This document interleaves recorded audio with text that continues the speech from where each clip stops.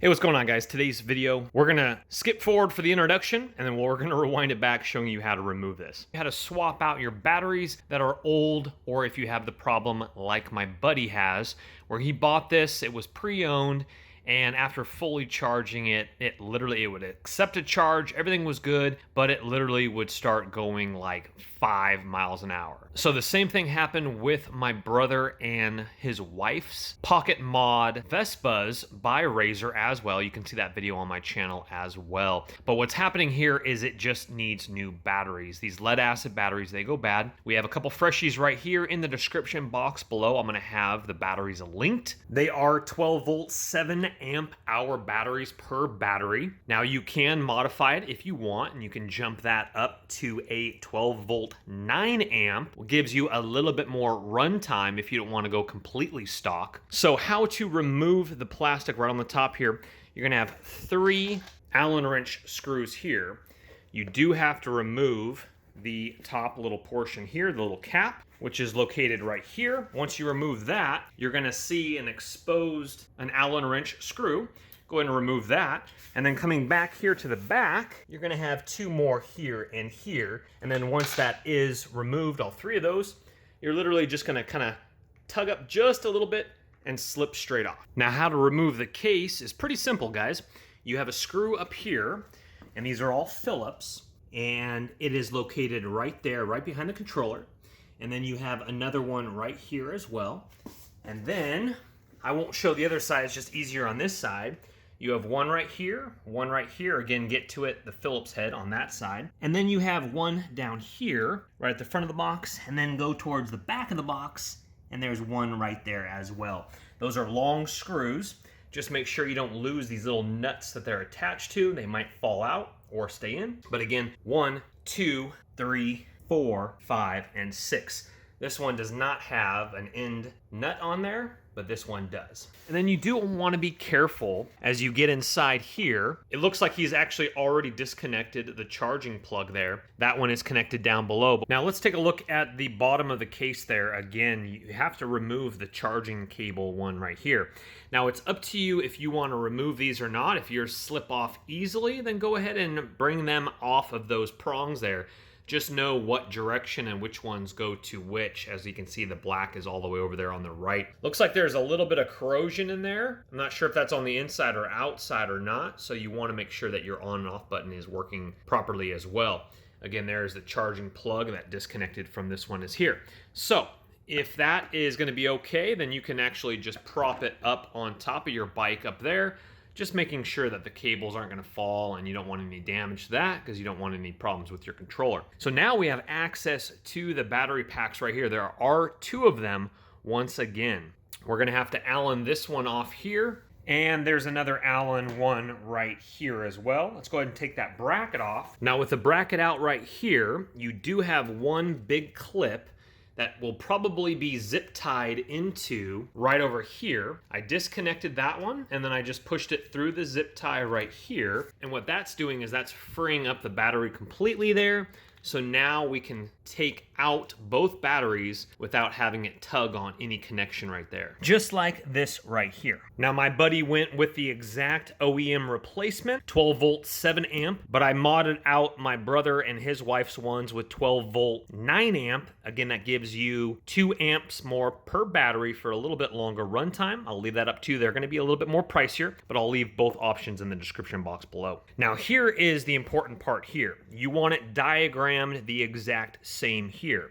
So we're going to start exactly how we pull them out with the fuse going this way, and we see red and we see negative right here. Again, black, negative, red, positive, black, negative, red, positive. They're going to be in the same direction this way with the reds up here and then the blacks at the bottom of each one. We are going to be replacing the fuse exactly how it is here, and then we are going to be replacing the lines up here, red to up here, black all the way down here. We're literally going to be pulling this up probably with a flathead screwdriver. This is almost just like hard glue because these are actually soldered on here. Now if you have little slip-on caps, just like right over here for the ends, that's going to be easier than having to strip these and solder these onto the terminals, which I'm actually going to do.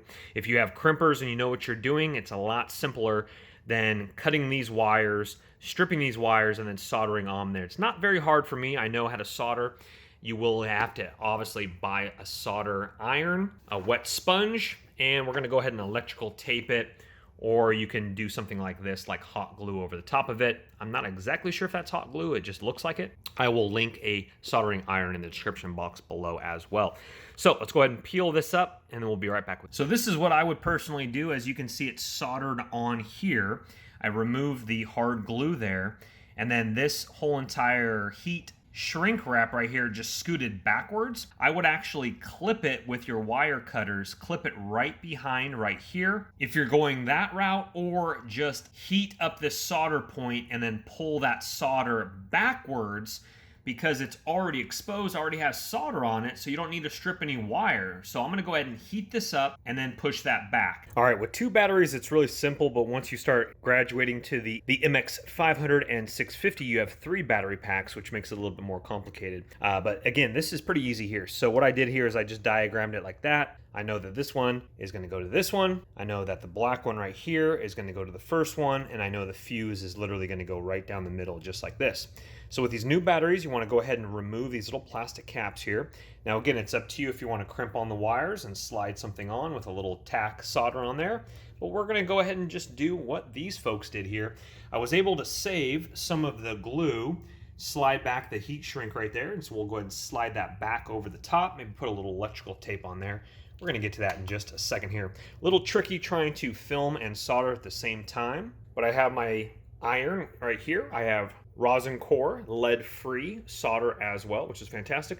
A wet sponge to clean my iron. So let's go ahead and get these wires on. If you went this route, you will need, obviously, to expose some of the wire. So if you need to, go ahead and use some wire cutters. I didn't have to at all. This is very, very simple. So before we do solder these on though, I do want to check the fuse to make sure that is good. It is a 30 amp fuse, and the fuse has no crack or destruction in the middle portion there through the green, so the fuse is good. All right, with everything soldered back up, I slipped these wires back on, and I'll just go ahead and run maybe a little electrical tape over the tops, maybe X them off, just to get some nice insulation there. Same thing with this. It's not the prettiest thing, but it works, and I've never had an issue with any of or all of my Razor products that I have done this to. Probably need to use 2 hands for this one. Like that there. Again, not the prettiest, but it works, and it's safe. Now let's go ahead and put them back in the exact same way we pulled them out, just like this. All right, we've inserted them back in. Now again, remember, you do need to go ahead and clip in your big battery port here. You might want to fish it back through the zip tie here, back into